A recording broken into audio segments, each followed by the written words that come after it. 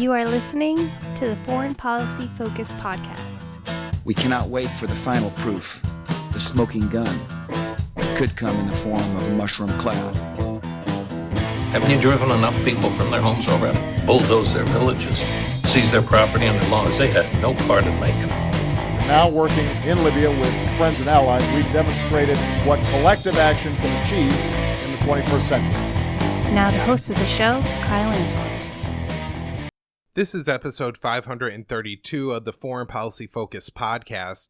On today's show, I'm talking about how U.S. actions are increasing tensions with Russia and China. I have an early reaction to Trump's announcement that the U.S. facilitated an agreement between Israel and the United Arab Emirates to normalize relations. And I'm going to break down a new report on U.S. Special Forces operations in Africa for 2019. First up on today's show, I have this story. It's a new video release, but the video's from 2018 of a police officer frisking and attempting to handcuff an 8-year-old boy at school. Apparently, this boy had trouble sitting still at the lunch table and was asked to leave the lunchroom by a staff member at the school. And in that process, somehow the teacher ended up being punched. Again, this is a grown woman being punched by a 8-year-old boy.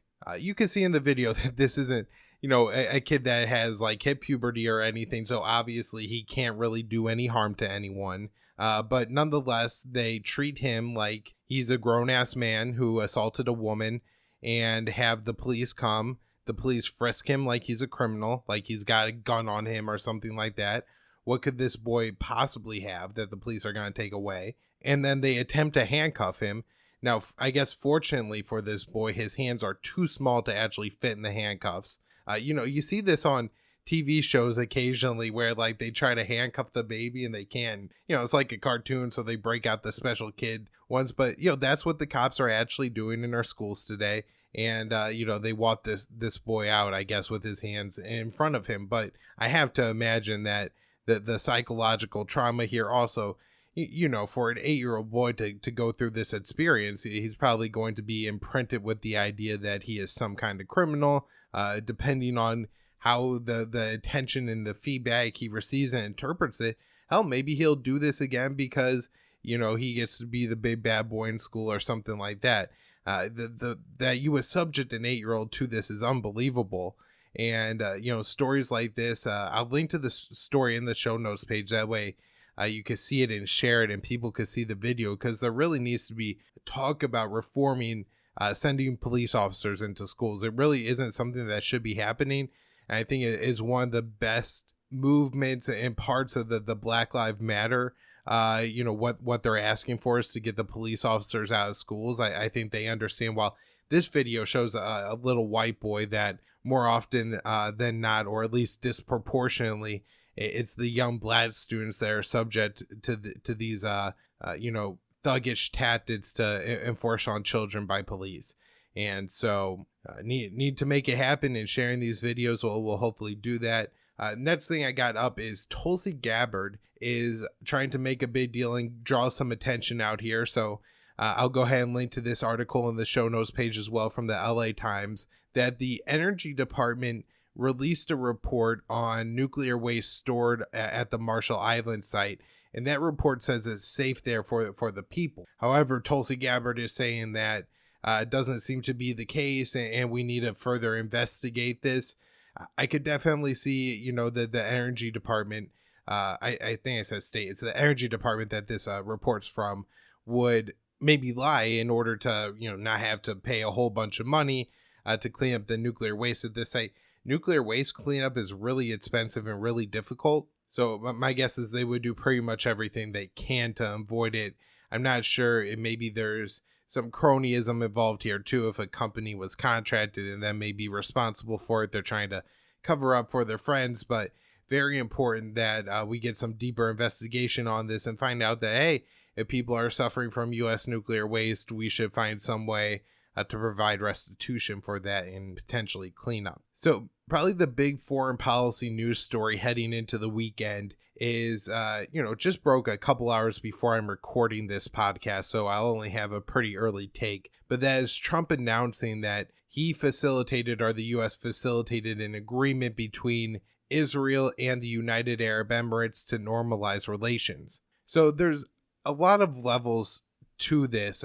There's like probably a 7 or 8 paragraph statement that Trump also tweeted out. I think this story pretty much broke via Twitter, because when I first saw Trump's tweet, and it was within a minute or two of him putting it out, I Googled it just to see, like, what is this guy talking about? And there were no, like, stories popping up or anything like that. Now, like 15, 20 minutes after, they did start to come out, so I'm sure the media had some advance notice or had some idea that this was going to happen, but it did seem that was like the big drop was Trump there saying it on Twitter. Now, a lot of people are making a big deal out of this, and I think in some ways it's going to be overblown, especially the people coming at it from the perspective that our view of the Middle East is the Jews hate the Muslims, and so Israel has never been able to get along with Iran, Saudi Arabia, Iraq, Syria, Saudi Arabia, Iran, Yemen, whatever Arab country, right? I think I listed a couple of those twice. Anyways, can't get along with any of them, no matter how different the leadership of that country is or how it's changed even over the past 20 years.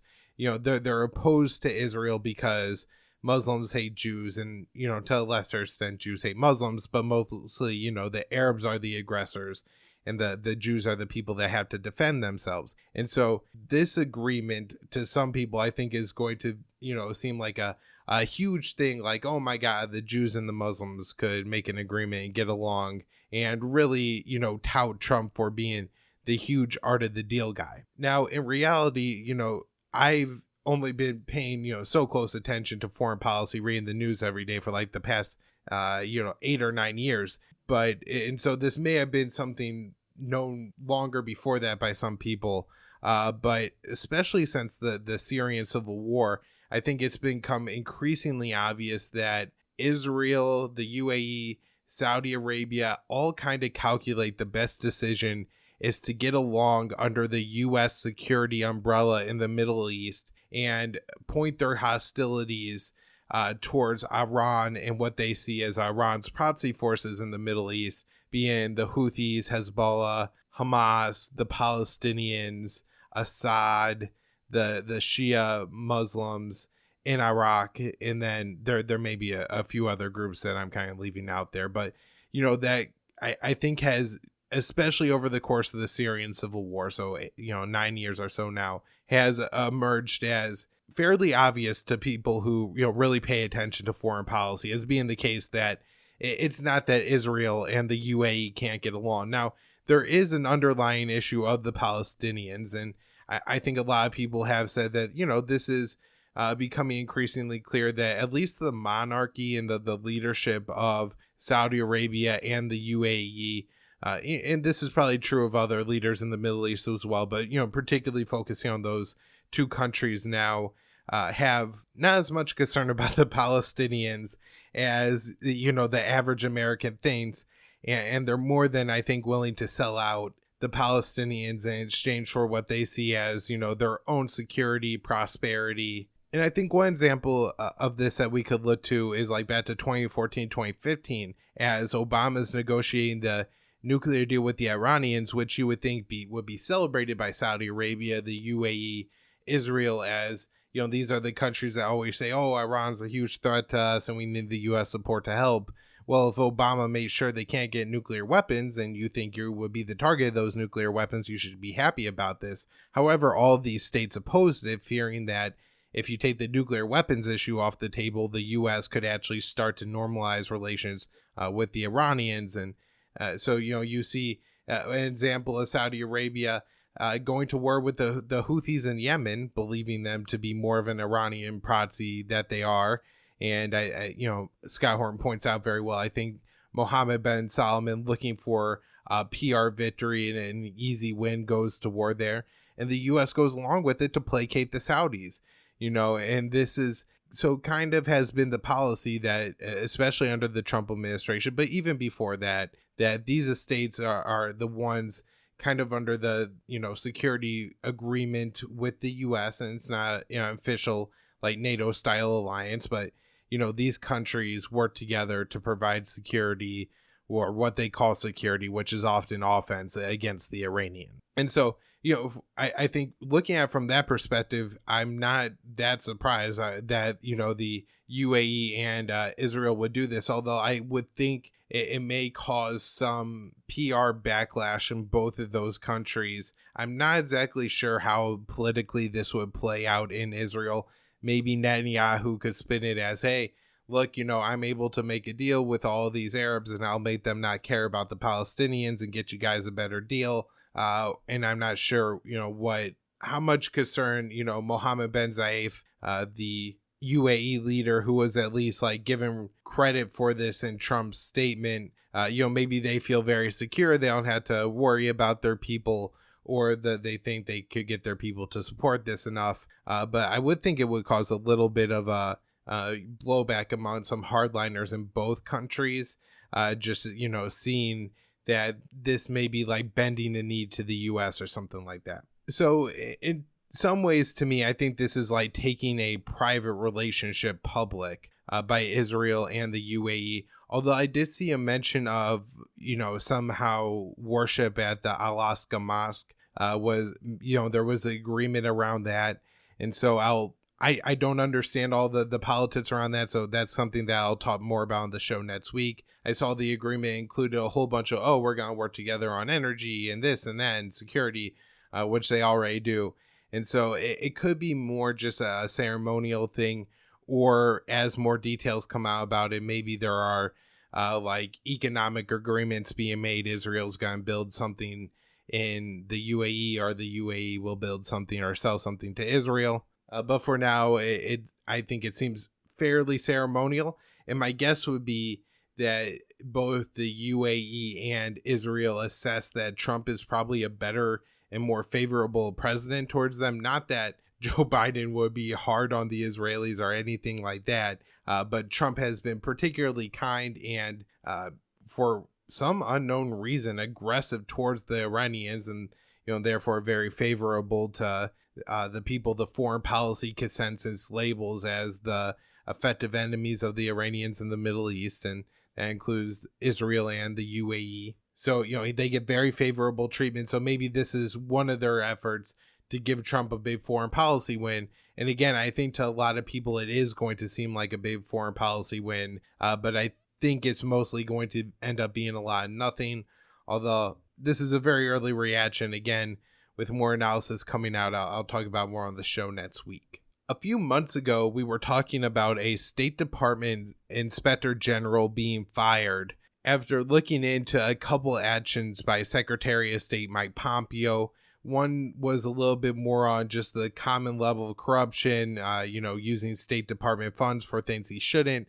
But the other one I thought was much more substantial and important, which was the State Department's weapons sales and approving weapons sales to Saudi Arabia, despite the war crimes that Saudi Arabia is committing in Yemen. So the Inspector General is investigating this, gets fired. There's some dispute over exactly what he was fired for. New Inspector General comes in and says, no, Pompeo didn't do anything wrong on the weapon sales, but did highlight that the State Department was kind of being ambivalent in hiding the fact that Saudi Arabia was using those weapons to kill. I don't know if the report actually was that explicit, but the report does say that the State Department tried to obscure the fact that Saudi Arabia was killing civilians in Yemen. Pompeo pushed back against this and said, no, we didn't. Even though they, let him off with it, it's still not good enough, and he has to come back and object to this. But, all the war criminals always get off on these things. In another statement by Pompeo, and this one a little bit more disturbing, he says the U.S. will ensure freedom in Belarus.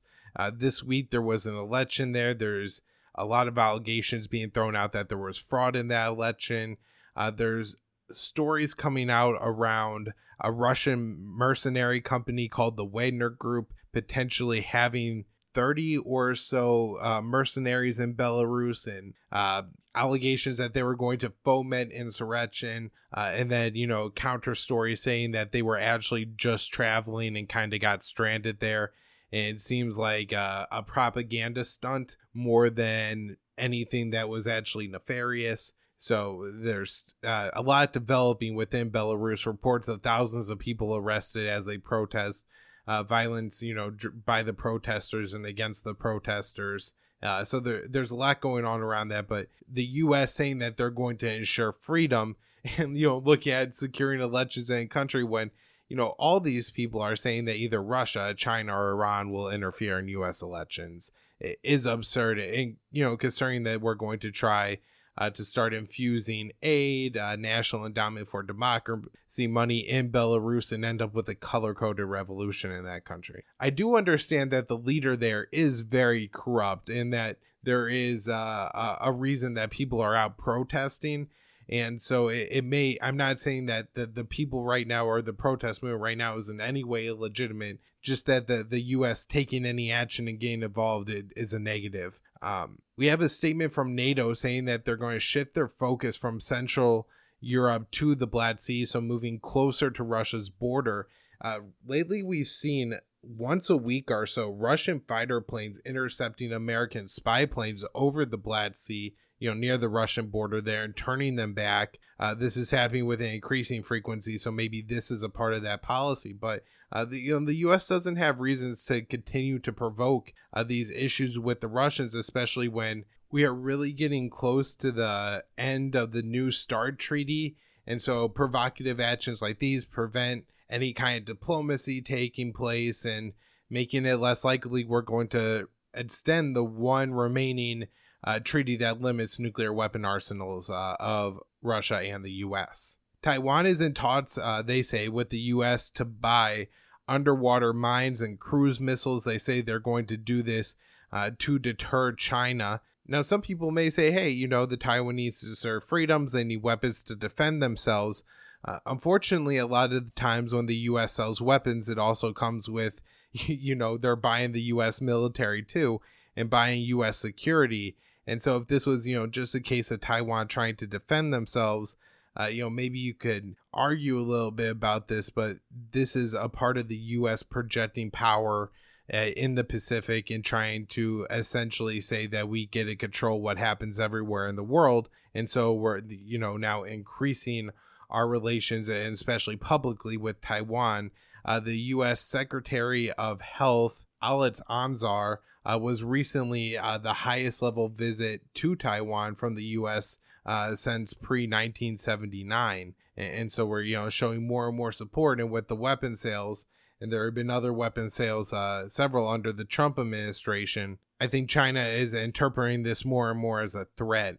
Then in Serbia, you have the Serbians looking to import some Chinese-made drones and potentially anti-aircraft systems, and the U.S. is warning Serbia against doing that, saying it won't end up well for them. And it's just kind of funny how that works, where China objects to the U.S. selling weapons to Taiwan, the U.S. objects to China selling weapons to Serbia, and especially on the U.S. side, there's never like the note of hypocrisy in that.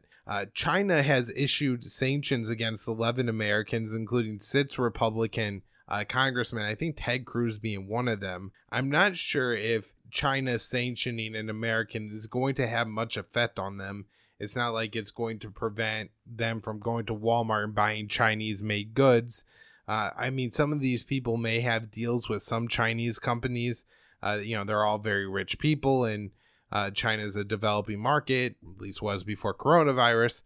And so, they may have investments, maybe they lose some money or something like that. But my guess is it doesn't impact them very much. I guess long term, it'll be interesting. China's got this big Belt and Road initiative where they're trading loans for, in some cases, influence. So will eventually maybe they start to pressure other countries to enforce these sanctions against Americans, like the U.S. does to so many countries around the world, to, sanction Chinese officials. There's an interesting deadline coming up in October where unless there's an extension, the UN arms embargo, which is, international, against Iran will expire.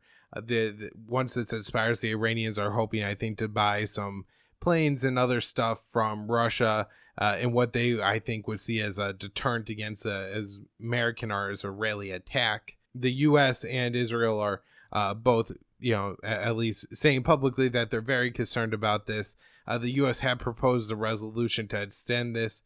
Several countries came out and said they weren't going to support it.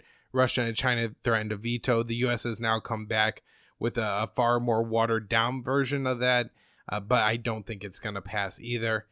In statements by General Kenneth McKenzie, who is the head of CENTCOM, the U.S. Strategic Command for the Middle East, says that the U.S. is now primarily concerned about the Iranians in the region. However, ISIS is regrouping and regaining in Western Syria.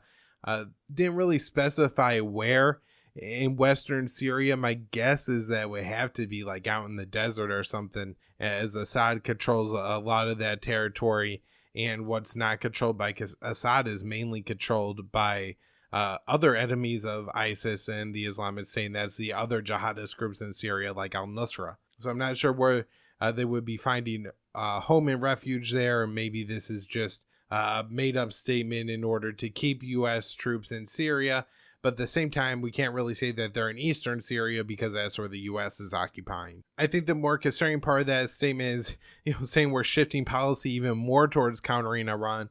Since the U.S. has been so aggressive against Iran, the maximum pressure campaign, the assassination of Soleimani, has been huge, that our policy has been far aggressive enough, and that we really shouldn't be reorienting towards Iran, but rather trying to get U.S. troops out. The U.S. and Israel are pushing reforms to the UN peacekeeping mission in Lebanon. I guess part of what this mission is doing is keeping Israel or Hezbollah from invading each other, and it seems that Israel would like to change this to allow the peacekeepers to be more flexible about where they are, reduce the force, and harass Hezbollah more. If this passes or progresses, I will try to bring more details on it. My guess is that it's such a highly volatile situation, the UN will choose inaction rather than going along with this UN plan. Israel has cut fishing territory for Gazans after some incendiary balloons were flown from areas of Gaza and set a couple of fires in Israel. Of course, Israel's allowed to do whatever they want to Gaza, and there's never any collective punishment for Israeli citizens. However, any minor action by a few Gazans often results in economic penalties being placed on the entire 2 million people, most of them refugees that live there. This collective punishment is definitely illegal under international law. The last story I have here is a new report out from South Africa, but the first, Western English source to pick this up I've seen is Alan McLeod at Mint Press News, and it explains that in 2019, U.S. forces were active in 22 African countries. They have a map here showing which countries the U.S. were active in. It certainly looks like most of the continent, especially North Africa, Egypt, Libya, Tunisia, Algeria, Morocco, Senegal, Cape Verde, Mali, Burkina Faso, Ghana, the Ivory Coast, Nigeria, Cameroon, Chad, Nigeria. Also looking at East Africa, Djibouti, Ethiopia, Kenya, Tanzania, and Somalia, and then Botswana and Madagascar. And so it just this massive presence. And then I'm sure if you asked a lot of legislators, they would be Lindsey Graham. Like after 4 U.S. Special Forces operations were killed in Niger in October of 2017, he's like, oh, I didn't even know we had troops there. And that there's a massive U.S. troop presence there. In total, the U.S. Special Forces carried out operations in 14 different countries in Africa now. And, this widespread military use isn't debated. There's no declaration of war at all. There's not even really an authorization from Congress other than the fact that they fund AFRICOM. and give the, U.S. command for the African continent money, which allows them to, distribute that money to do whatever they want with. And unless Congress starts to assert constitutional authorities and rein in what the Pentagon is just allowed to do, it looks like, the U.S. will continue to send soldiers to Africa to die and be killed in missions that the American people understand. Probably most of the family members of the soldiers wouldn't even understand that, we have troops in those countries. I don't even know they're there. What are they fighting and dying for? Other than just, U.S. empire interests that really don't benefit any Americans. All right, that's where I'm wrapping up the show for today. I hope everybody's enjoying it. Share from the Libertarian Institute. While you're there, check out my daily news roundup, and then make sure you follow me on Twitter at KyleAnsLone_.